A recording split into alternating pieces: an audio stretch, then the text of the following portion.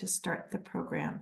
So I think we will welcome folks as they continue to come in, but sensitive to the fact that we've got a lot of awesome questions and a lot of curiosity about this industry and our panelists. I think that I am going to turn it over in 1 second with just 2 more levels of direction.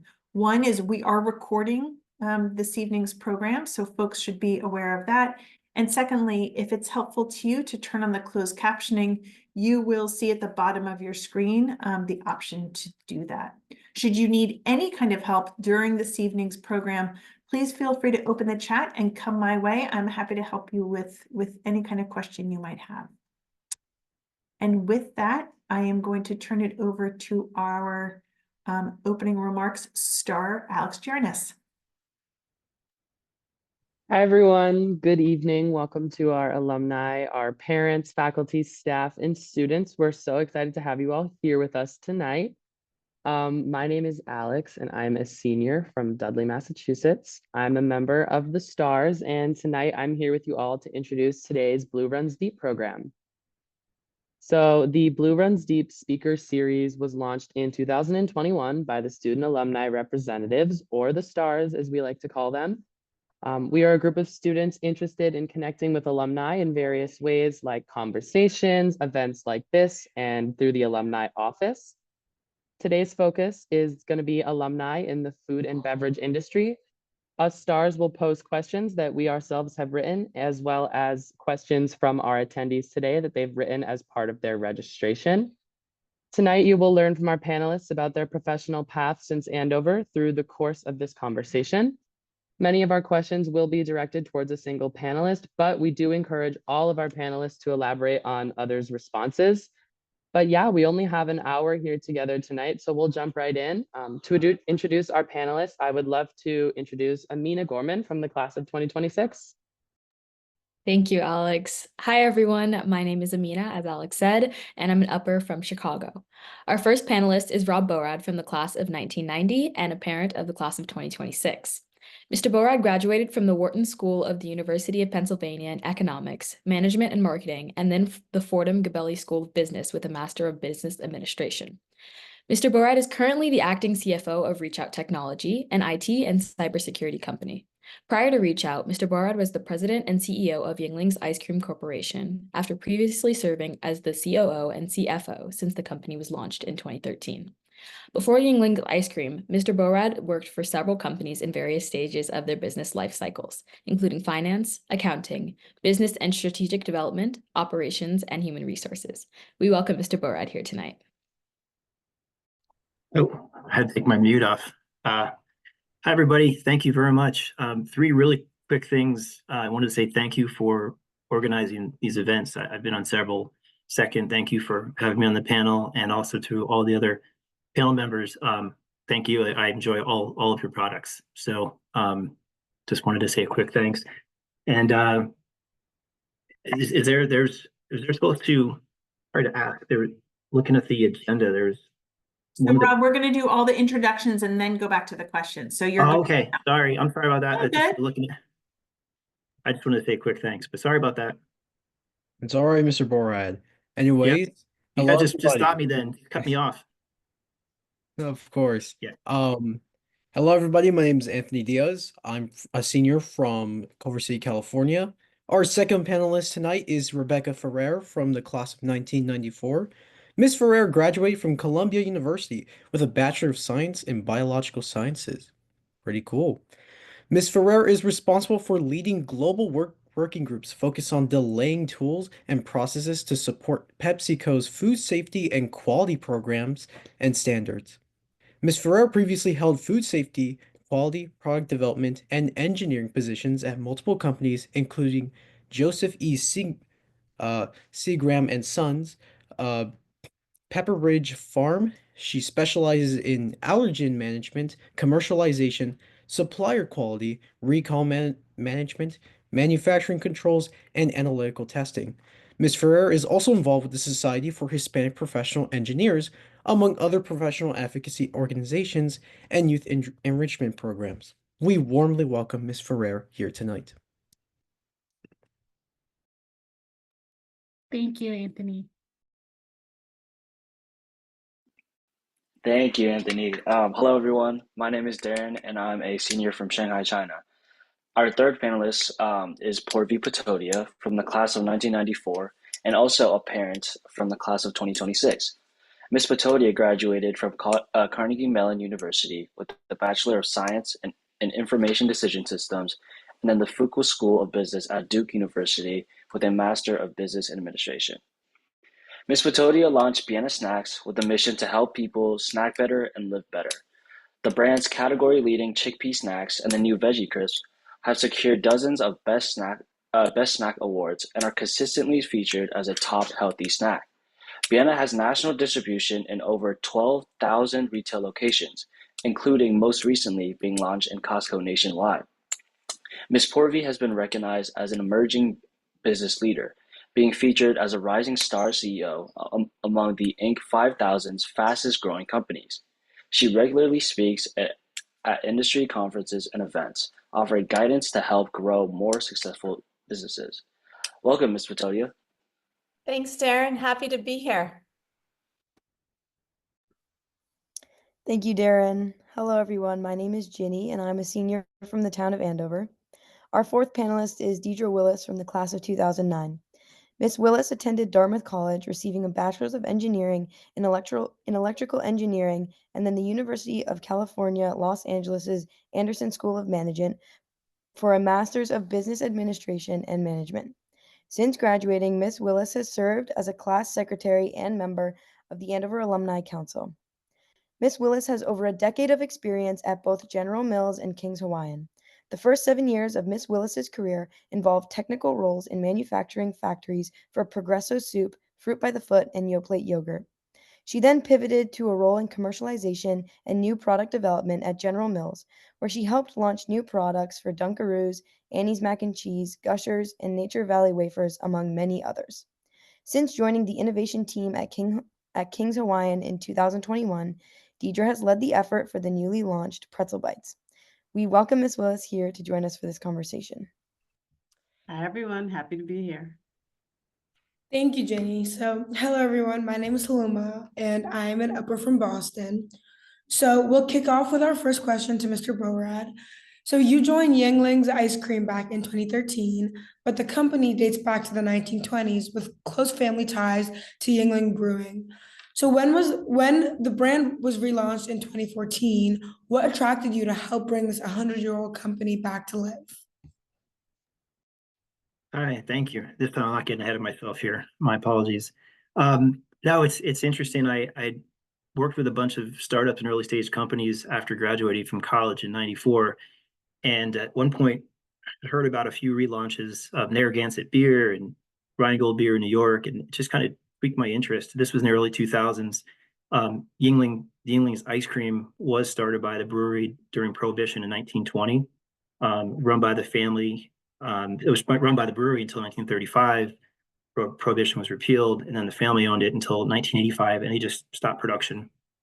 And I lived in town. Everybody loved it, and for 27 years, nothing had been done. And I got the idea of, would it be great to relaunch the brand like that, especially with the brewery, the America's oldest brewery. So you're not even starting from scratch. You have some Poorvi here started a brand and is in 12,000 stores, and she didn't have the brand name like Yuengling's. So a lot of credit to what she's accomplished and many other entrepreneurs. But we had the great brand name, but then you have to go out and build a good product and a good team. So either way, I wasn't living in the area. It wasn't convenient, but as we moved closer as a family, I called up one of the family members and asked if he'd be interested in relaunching it with me. Ironically, he said no, but he said, if you want to do it, I'll support you. And then about 2 weeks later, he called me back and said, I thought about this, and someone should have taken over the family business back in '85. So let's do this together. So the joke was, if it works out well, it was his idea, and if it didn't work out well, it was my idea. And we ran with that for quite a while. But we got together, we wrote a business plan, we lining up production and talking to retailers and formulation, and it was so much fun to go through that early stage process. It's nerve-wracking and raising money and all the things you go through, but and then, well, obviously the formulation and taste testing was by far the best part of it, but it was just a wonderful experience. Again, you have to enjoy that. You want to do something passionate, something you really like. Ice cream is something it's kind of hard not to like, if as long as you're not lactose intolerant, I guess. But it just was a really wonderful experience. So to answer your question, it's just something that I thought of, but it wasn't me alone. It took a team with David Yuengling, took a team with our production crew, took a team with our PR firm, marketing people, et cetera. And that's how we eventually launched in 2014. Thank you, Mr. Bohorad. Hello, everyone. My name is Lena, and I'm a senior from Tokyo, Japan. So this next question is for Ms. Ferrer. Supply chain efficiencies and wide-range distribution feel like the ultimate secret sauce of successfully scaled business. So how do you build internal processes and external partnerships to ensure your business is growing and reaching new markets? By extension, what impact did the pandemic have on the food and beverage industry?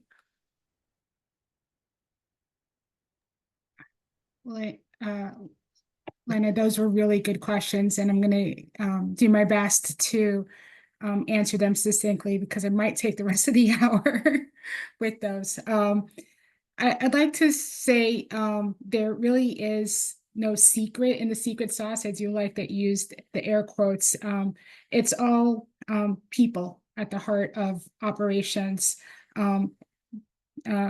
Everyday heroes come into the factories. They follow the procedures they need to. They get raw materials in, finished product out the door. People like me who sit in a corporate office are responsible for building standards and programs that make sense for everyone. So we have to focus in on minimum requirements for these various programs, whether it be allergen management or how to test for environmental pathogens, how to do a hazard assessment, how to comply with regulatory regulations. That happens at a central office, but we really need to be cognizant of how our information from research and development gets over to supply chain. Procedures have to be clear and they have to take the end user into account. So this is no easy task, I assure you, and certainly not at PepsiCo. PepsiCo is a large company. For those, I have a little disclaimer here that we read at every one of these external engagements, but PepsiCo products are enjoyed by consumers more than 1 billion times a day in more than 200 countries and territories around the world. PepsiCo's product portfolio includes a wide range of enjoyable, convenient foods and beverages, including many iconic brands that generate each more than 1 billion in annual retail sales. So if you think about it, we're responsible for delivering 1 billion smiles a day in our consumers. And that happens in North America and South America, Asia, Europe, and Africa. And each of those regions has their own culture. Each of those operating businesses have their own culture, and you have to really put on good, empathetic listening ears to understand what their needs are and explain to them what they must do and what they should do to ensure that the product at the end of the day is fit for purpose, legal, and safe. So as an extension of that question, you ask, how did the pandemic hit us? In a significant way. And I think all of my colleagues on the call can agree with that. So if your family was struggling to get wipes and paper towels in your house, imagine what it was like for a large facility to get those same supplies on a large scale. Imagine how difficult it was for people when they were calling in sick. They weren't calling in sick for a day or two. They were calling in sick for 14 to 28 days. there were a lot of shortages, a lot of labor shortages. People were frustrated. So we had to recognize that all across the company, and we recognize that our frontline employees, the people that are going into the plants to run the machinery, pack our products, get them on a truck, move them to stores. Those are what we call our frontline heroes. And I'd like to say that even past the pandemic, we still honor those frontline heroes because they're the ones who are actually out there making it happen.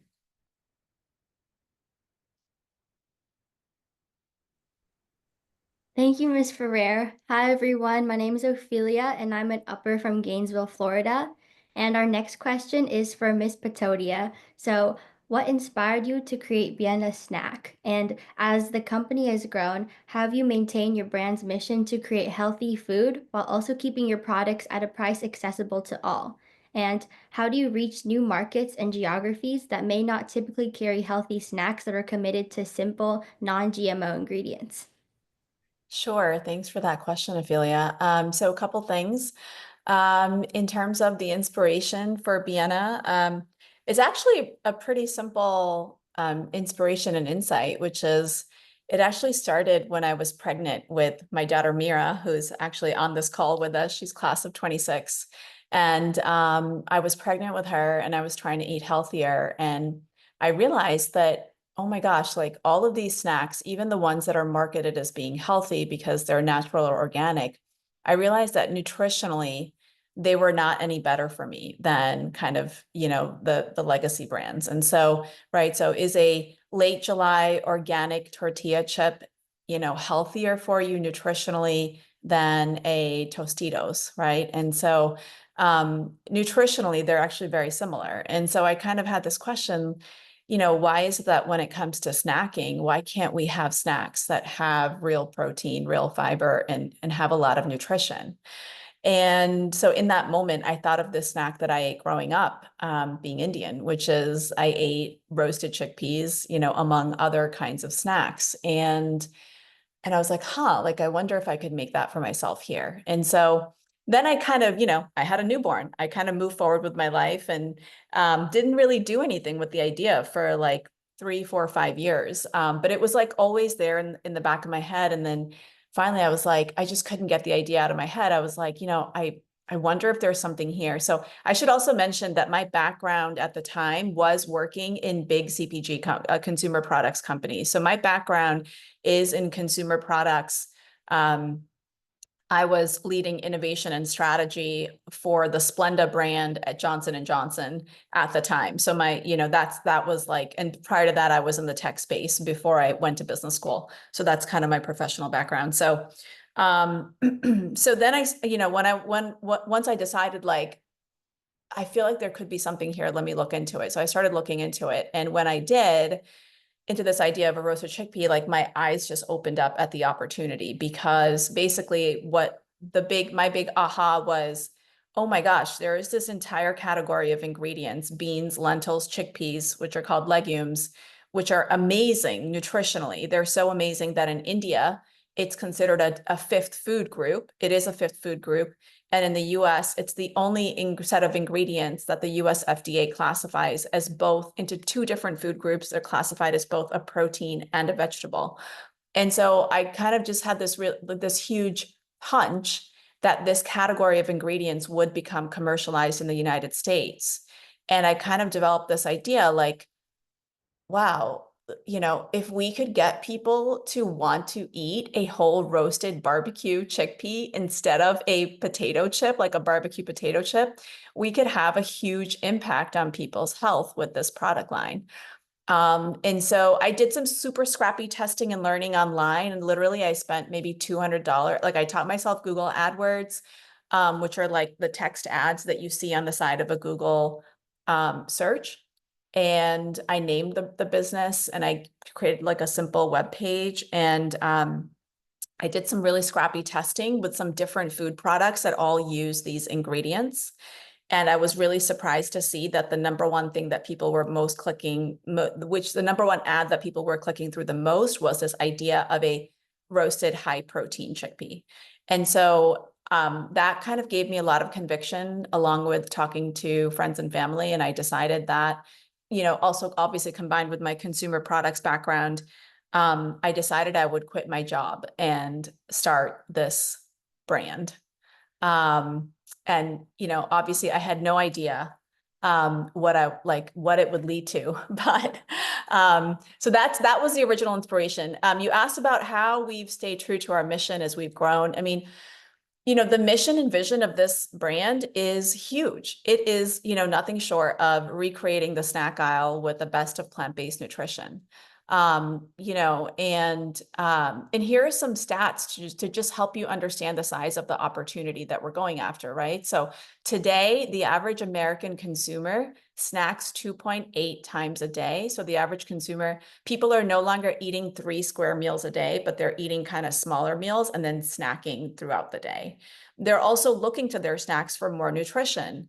And today, on average, about 25% of the average American's calories are coming from snacking, right? And so if we can take 25%, you know, of someone's entirety of their calories in a day and make it like genuinely good for them, not just like from bad for them to like slightly like less bad for them, but genuinely the goal of this brand is to take it all the way to like actually better for you.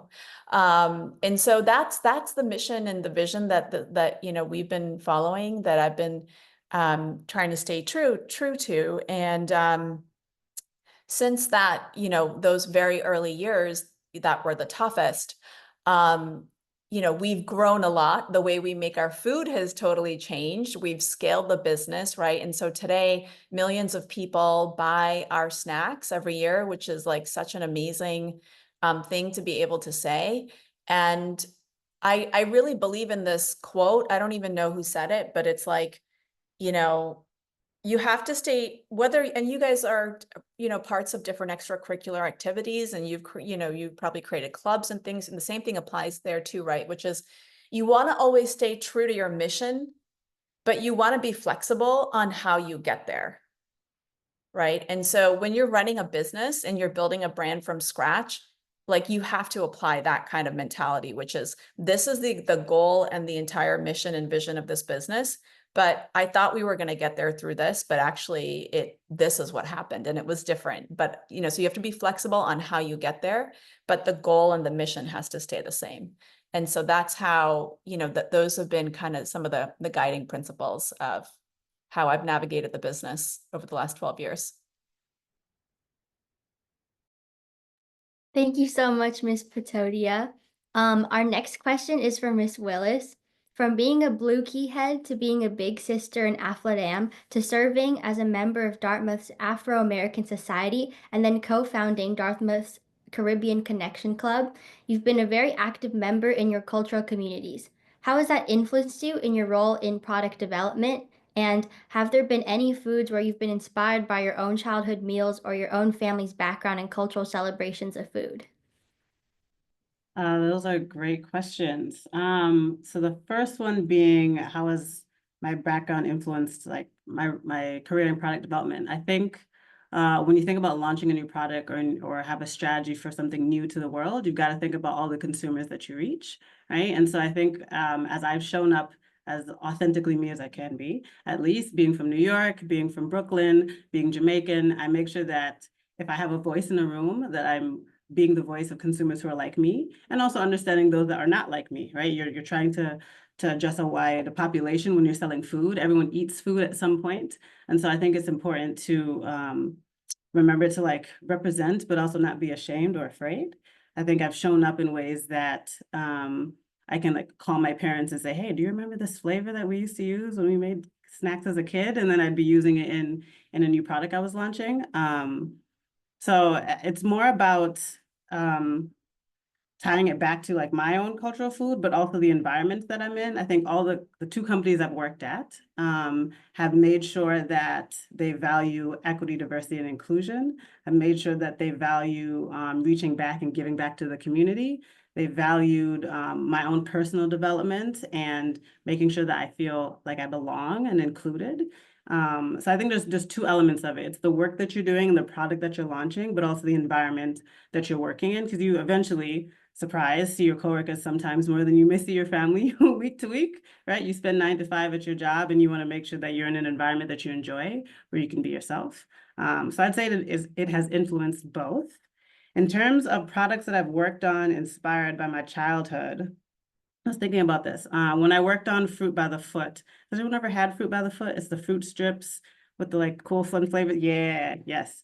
Okay, so when I was the engineer for Fruit by the Foot, we were launching an XL version. So it's normally like 3 feet long. We made it like 6 feet long. I was all excited. It was really fun. And we were debating which flavors to do as the newest one to really push this. And we wanted bold, exciting flavors, not just like strawberry or raspberry. And we use this flavor called soursop, and I'm Jamaican, and so soursop is pretty common in the Caribbean. It's known by different names, but I remember talking to my developer, and she was trying to decide if it was citrusy enough. And I remember being so excited that like I actually knew what soursop was, and that I had drinking it as a kid, and I could talk to my parents about it. And we eventually did put that in the product. I don't know if it's still out now because I haven't worked there for a while, but just being able to relate and feel like a piece of me and my culture was obviously important to this big company that I worked for, and that they were going to use a flavor that maybe most Americans would not know about, I thought was really cool. And it made me feel like, okay, like I belong here and I can be myself at all times. And I can give perspective on how it's gonna taste, and let's make sure the under flavors carry through and all those kinds of things. So it's shown up in surprising ways throughout my career, which has been fun. Yeah.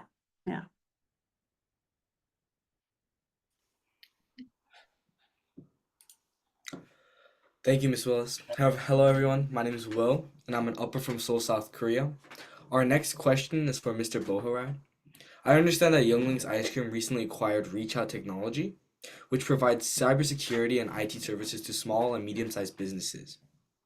What is the role of technology, and specifically AI, in the world of food?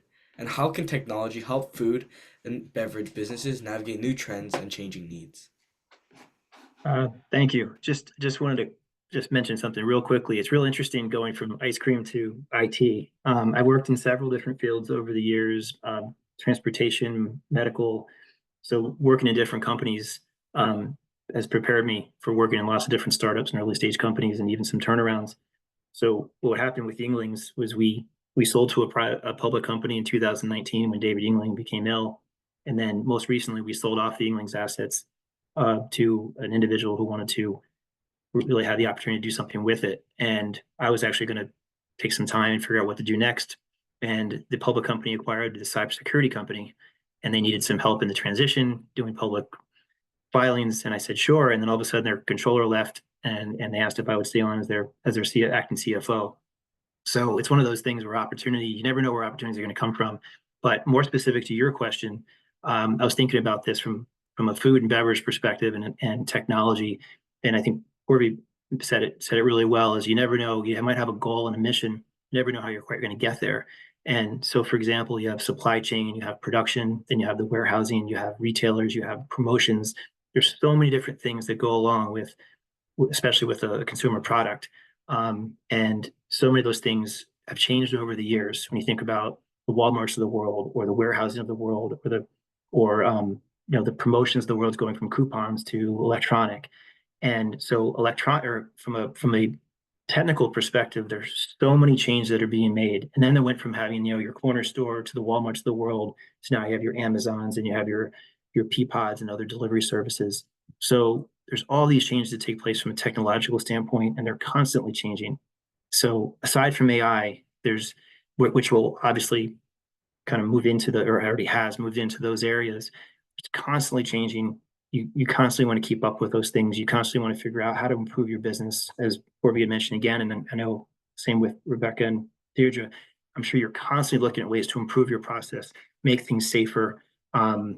Whether it's manufacturing from a safety perspective, or just a cost per unit perspective, warehousing costs, transportation costs. Then there's environmental issues. All those things come into play, safety, especially. And then one last thing with ice cream or food, you have issues, some more than others, but with ice cream, there's listeria and other problems that come in. Something happens, you have to be able to track it. and if you have a recall, you have to make sure you know who has it and when it can bring it back. All the factors come along with this that when you think about it makes sense, but you don't always think about that as you go into the grocery store. So those are all those different and probably a million more that I'm not mentioning. So from an AI perspective, and it's interesting from a food perspective, I didn't think that much about AI with this technology company I'm with. They're very focused on AI. So now I'm much more conscious about it.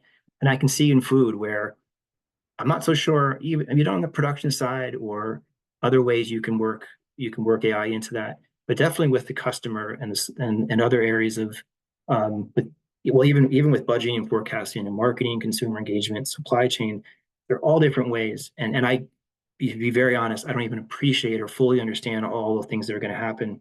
But so most of the people, especially at school and hopefully our panel, maybe have a little bit better understanding of it.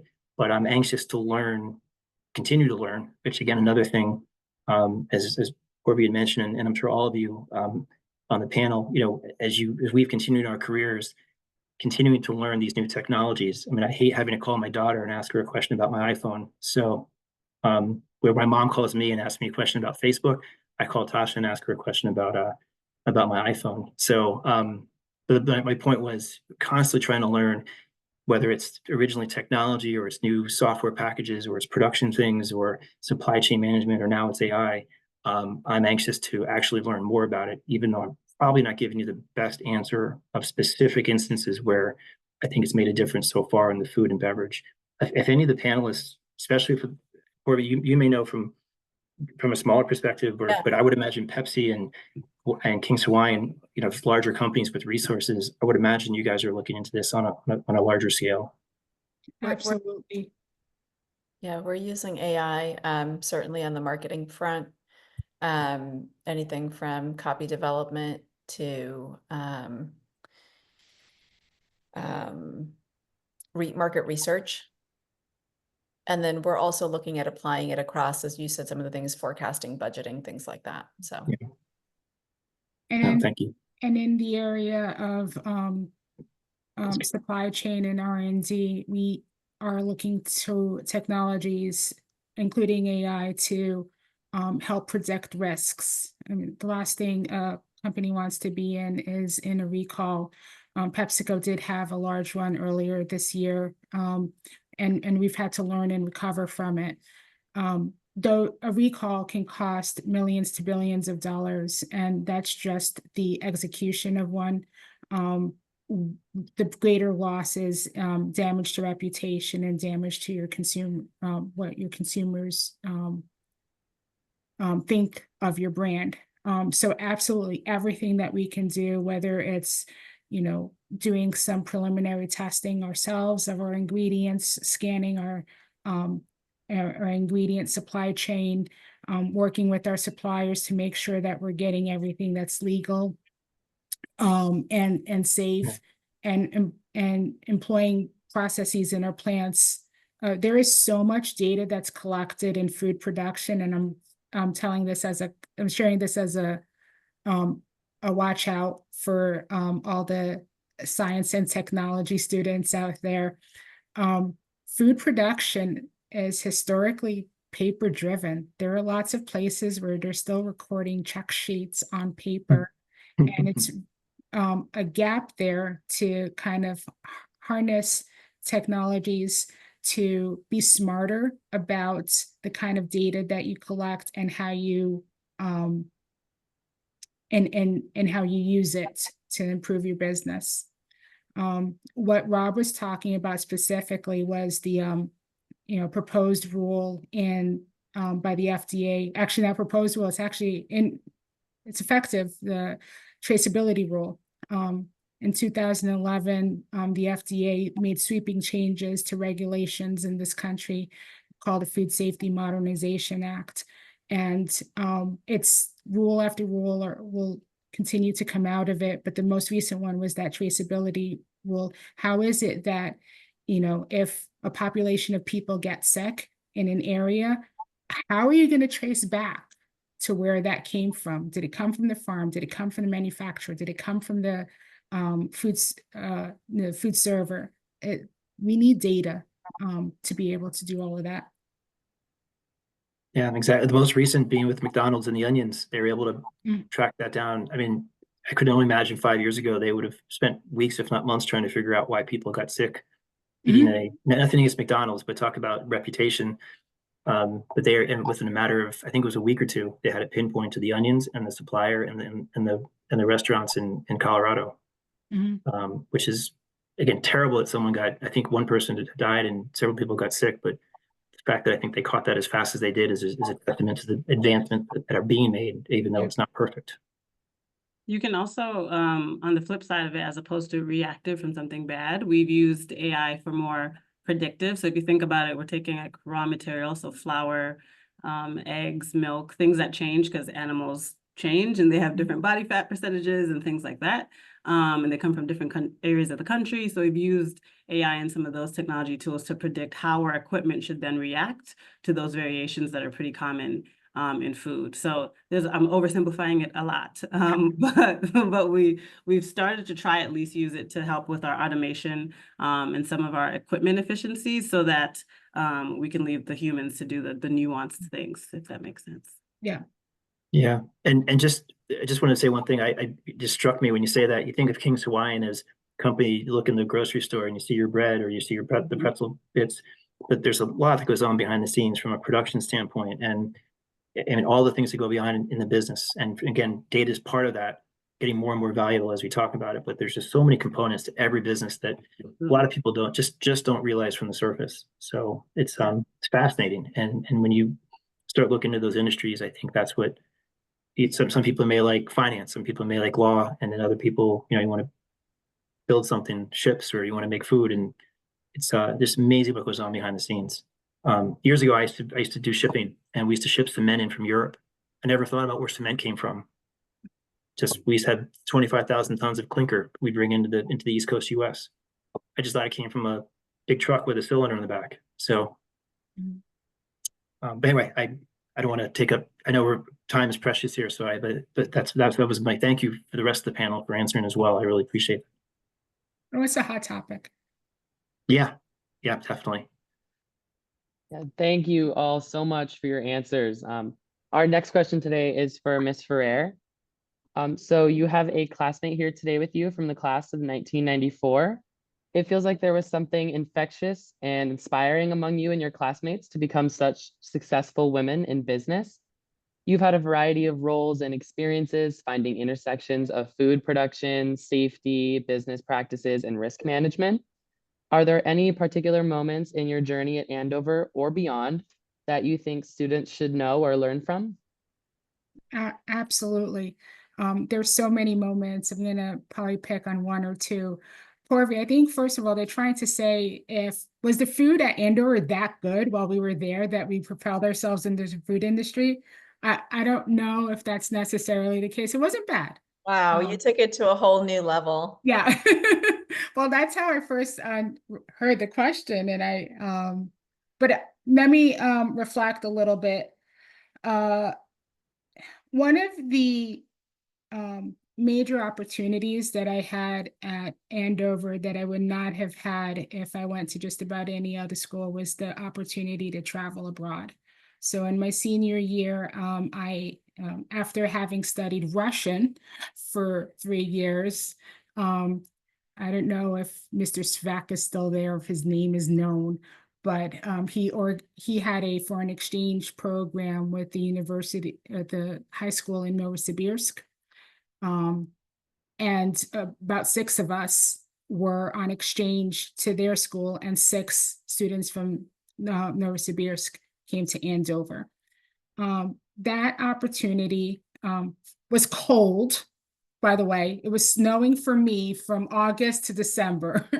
It was cold, but it was eye-opening because having subtracted myself out of my environment and put myself in a completely new culture and a completely new place taught me what is it unique to Rebecca and what about Rebecca was just responding to her environment.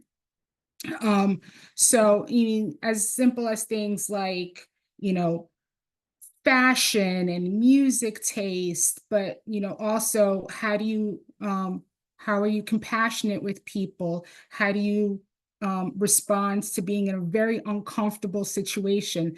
How do you get your thought across when you're not really 100% in mastery of the language? These were all things that happened to me because I had that opportunity and at Andover. And talk about diversity.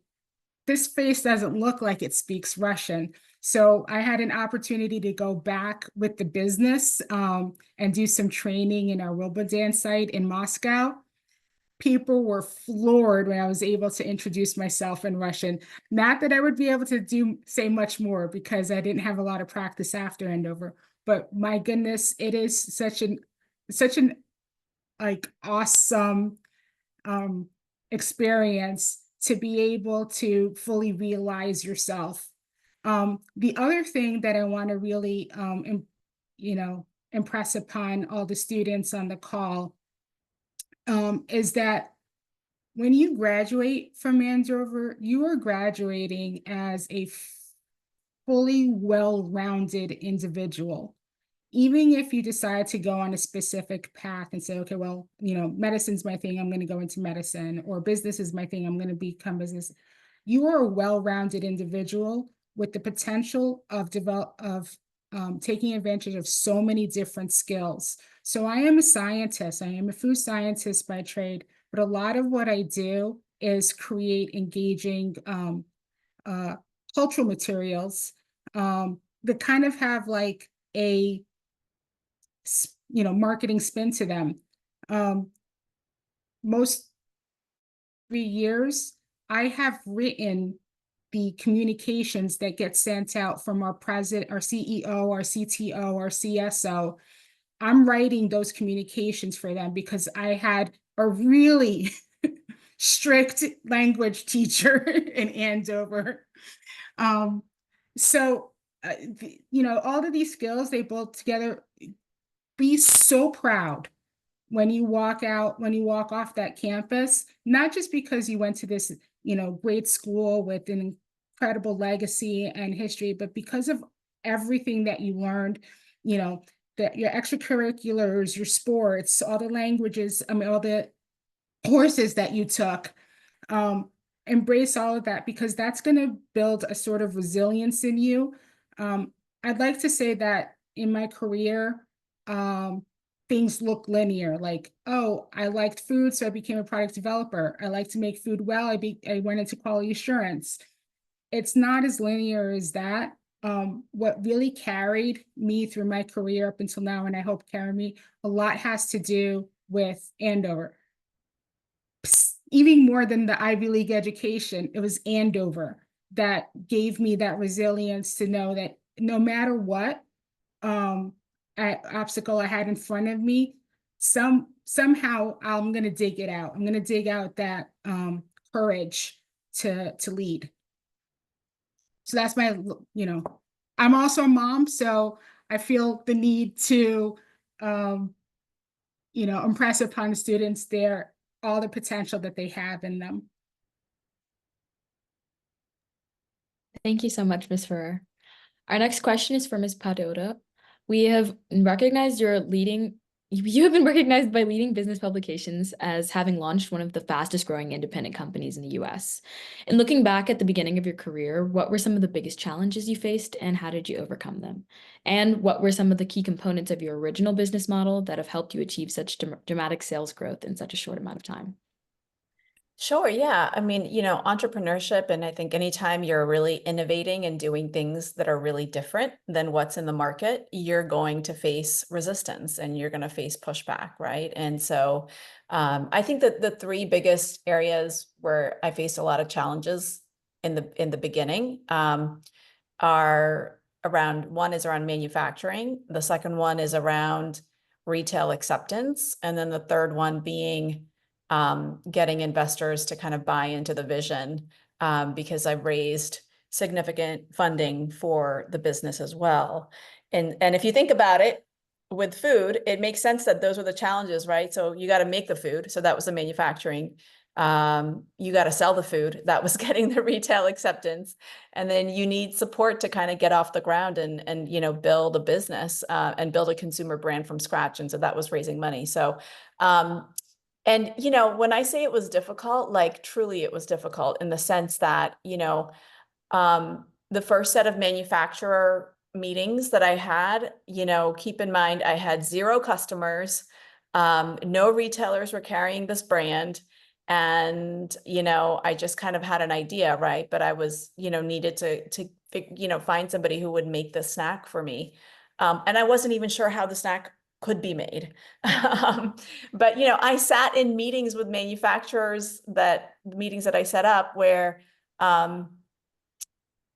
you know, like 20 minutes into the meeting, like half the people got up and walked out, like while I was talking, right? And so that's just one example, right? And it's because people were like, you want to do what? Like, you want to turn a bean into a snack? Like, it was just like they couldn't get their heads around it, right? And so and then with retailers, you know, it was really, you know, Whole Foods was my first yes. But when I say Whole Foods was my first yes, I'm not talking about all of Whole Foods or even a region. It was a single individual store that said yes, right? And so like the first year I built the business to be in like 50 stores. Then the second year we were in 200 stores. Then we were in 500 stores, right? And so at some point you got to stop adding just a few hundred. You have to like scale, right? And so so yeah, those were some of the challenges. And then the retail acceptance, of course, you have to get retailers to, you know, to come on board, right? And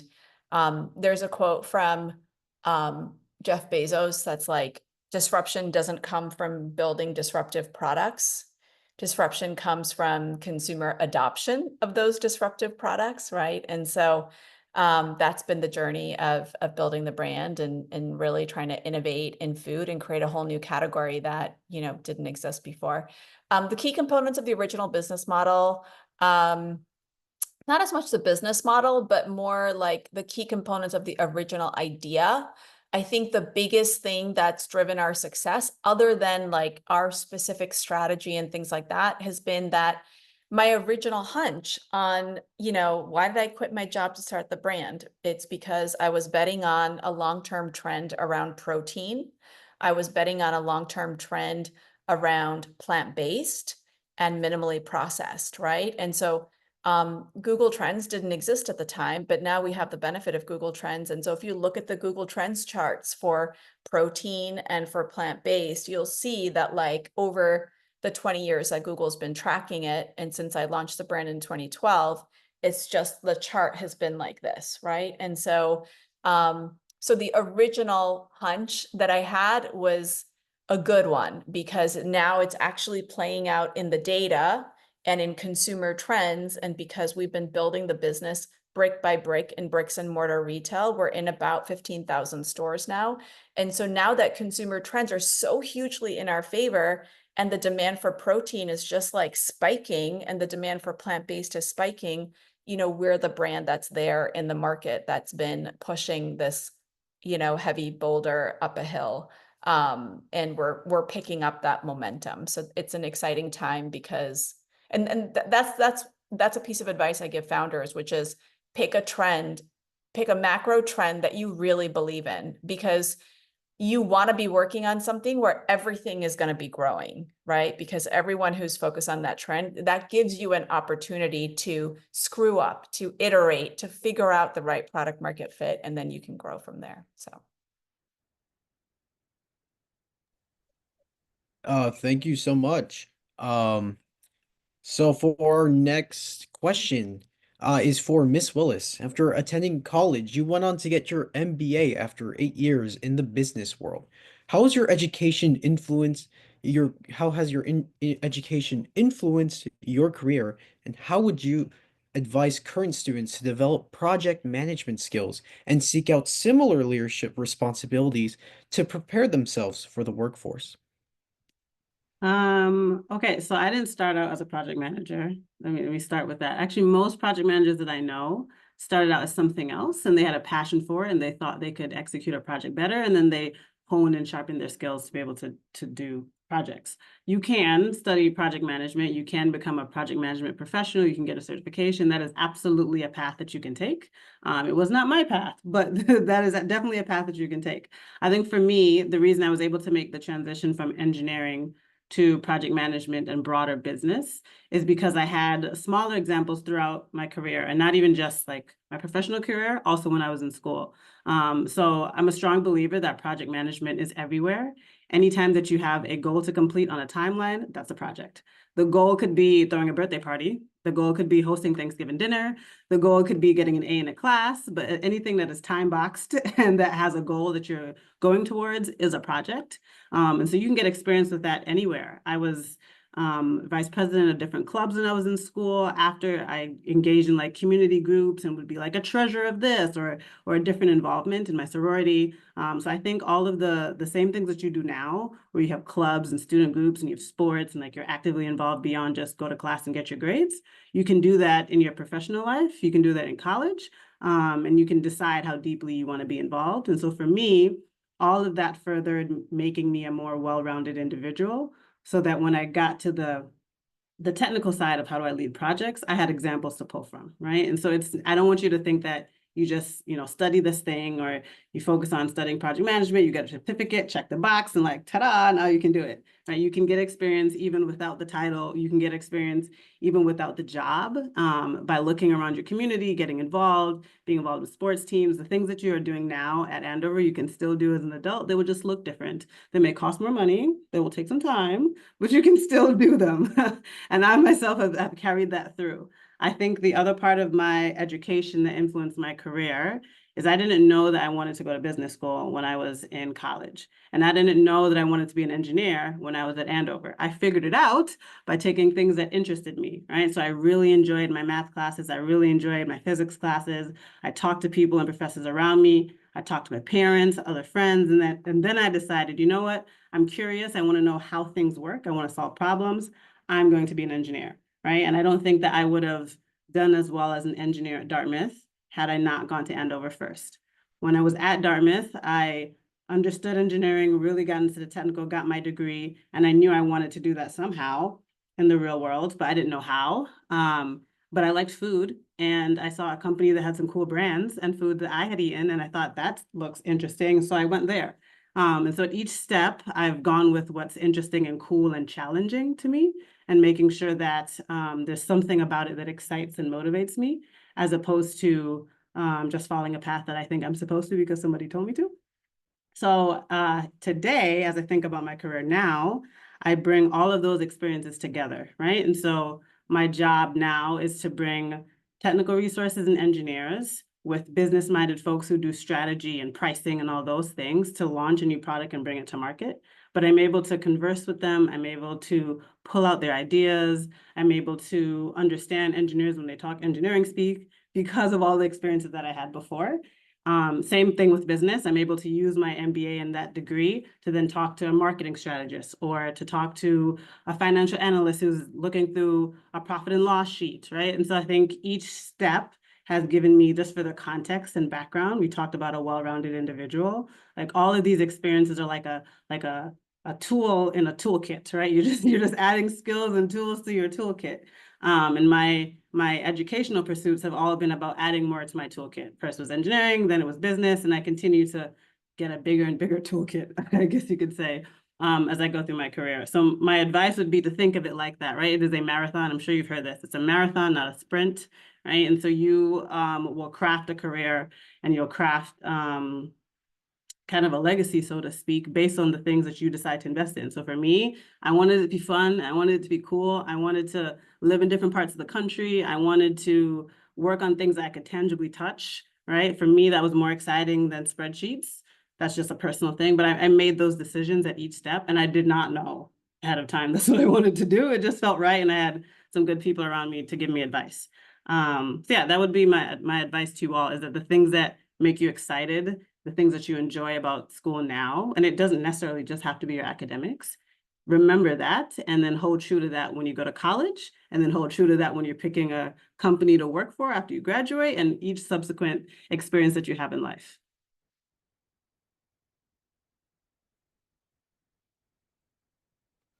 All right, thank you, Ms. Willis. Yeah. Our next question is for everyone on the panel. As Andover alumni, you have embraced the Andover motto of Finis Origine Pendent, the end depends on the beginning, to build strong foundations of technical, entrepreneurial, and financial skills to propel your work and your business today. By extension, two of you have even decided to start the cycle all over again by sending your children to Andover. How has Andover helped fuel your passion for food and beverage? And were there any specific people, whether that's teachers, coaches, house counselors, friends, that helped shape the work you do today? We can start with Ms. Ferrer. Thank you, Darren. One of my favorite teachers, and I had many, one of my favorite teachers at Andover was my chemistry teacher. His name I will never pronounce correctly. It's in the South African language, Mr. Bella. It had a click in it. He claimed that nobody ever got it right. So I admit my inferiority there. I had him for chemistry and organic chemistry, and he was the inspiration for me to pursue a chemical engineering degree. I later graduated with a degree in biology, but I started out as a chemical engineer. And Mr. Macubella had a phrase that he would say every single time he announced a pop quiz.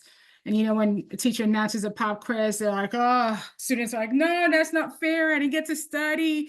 You know, I had so much to do.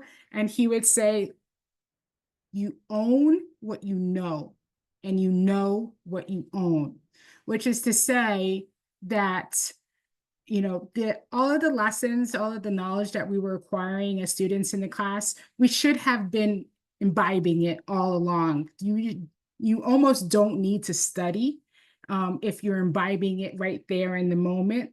But at the same time, also have the confidence in what you know. And boy, has that, you know, really carried me through my career, my life, even that sometimes when, you know, you're put on stage and actually happened to me this morning. I was running late. There was a bad accident and I walked into the presentation room 2 minutes before I was supposed to go on. And I couldn't read my speaker notes. I had to just go up there and, you know, speak from the heart. I know what I know. And it's not to sound arrogant, but it's to give you the confidence that, you know, of being true to yourself.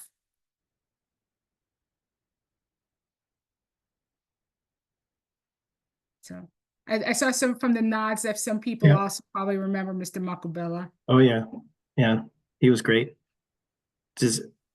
I don't want to be careful with time. Is everyone going to have a chance to speak? I can go next and be brief, but I want to be respectful for the other. All right, I'll just be real quick. I had Mr. Macubella. I try to say it, but he was a wonderful teacher. I had him for chemistry. Real quickly, I'll keep this kind of half and half, maybe 30 seconds apiece. As far as the companies, you know, Poorvi started her company. It's a great example of a startup, but everyone should keep in mind that, you know, Pepsi started off as a small company. King's Hawaiian probably started off as a small company, and you don't remember what it was like when they started off. I have a good friend just took his company public. It's a restaurant chain, and people forgot in 2007 he almost went under. So there's lots of challenges that people don't realize that go on in the background, just like people don't realize what goes on in most companies on a day-to-day basis. And there's small companies and there's big companies, and there's pluses and minuses to both. So I just wanted to throw that out there for everybody listening. And you get pluses and minuses for working for both. So on the Andover end, I graduated in 1990. My daughter Tasha's there, class of 26, and my father was class of 57. So I could not wait to go. I was thrilled when Tasha wanted to go, as much as I miss her at home. Hope I'm not embarrassing her, but I absolutely loved Andover. I had great teachers, house counselors, friends, coaches, and I think everyone in a certain way had an influence, both positive and negative.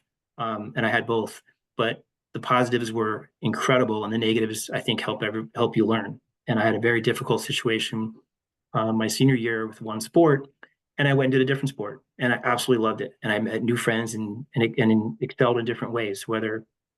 So just an example, I did have one situation where Coach Cockstein, he was my lacrosse coach. He was an English teacher.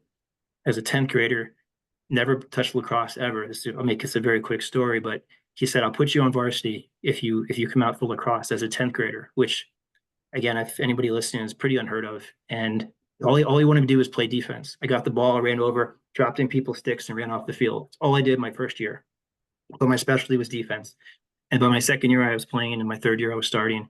And the reason I bring this up was, and again, everyone's different, but I realized that you don't always get opportunities like that. And you have to take them when you get them and make the most of it. And I worked really hard, and I think everyone there, everyone on the panel, everyone at the school works really hard. I got to college, there's a new lacrosse coach. I went and tried out. They don't take walk-ons normally. He said, yeah, I'm a new coach, come on out and try out. And I was able to play lacrosse in college. So you just never know what's going to happen when it comes down to opportunity and timing. And I think, again, not to sound too philosophical, but Andover was the start. It was not the start, not the end, but incredible 3 years that really just, I as other panelists have said, I talk more about Andover than college or grad school or anything else probably in my life. So very, very influential experience for me.